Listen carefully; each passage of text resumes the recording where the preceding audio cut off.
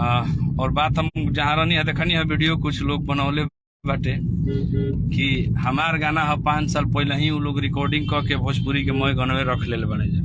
भोजपुरी के जतना शब्द बा सब एग्रीमेंट को के रख ले बने लोग।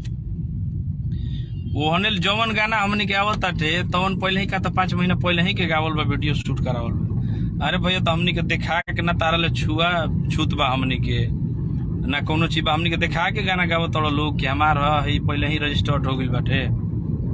कोनो शब्द कोनो शब्द होता का तो हमारे बढ़िया गाना होता मैं हम लोग के कॉपीराइट रहता लेके मैं शब्द के एग्रीमेंट करा ले वालो। अरे मर्दे स्टाम्प पेपर पर मैं शब्द लिखवा के भोजपुरी के हिंदी के सब स्टाम्प पेपर पर लिखवा के वो लोग एग्रीमेंट हो गइल बा।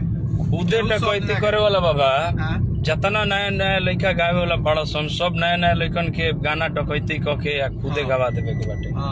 के नहीं जानती बात हमने खुदे बोली ला जाना लेकिन अपन काम करता नहीं जा, लेकिन साला बढ़िया कोनो गाना हमने के गावत नहीं जा तो ये अपने में रोटी से के लागत लोग आ कहता कि हम ना एक जन कहले हम तो बड़ा सम्मान करेला बाबा, सम्मान नहीं हम सबके इज्जत करेला, सब नाम नहीं लेंगे आपके नाम लेने से और नहीं लेने से कोई फर्क पड़ता है। हमनी के चमचई ना करेला जी, चमचई नहीं करे के हमनी के 5 गो श्रोता बाड़न हमनी के अपन बड़े आ ग्राउंड लेवल पर सब जाना तार की आदमी तार 5 गो खाड़ होके वाला बड़े साथे चमचई नहीं करे के हमनी के चमचई को के आगे बढ़ी ले जा कि जौन गावत नहीं जा उतने हमनी के सब प्यार मिलता है। आपके नाम लेने से किसी का गाना हिट होता है।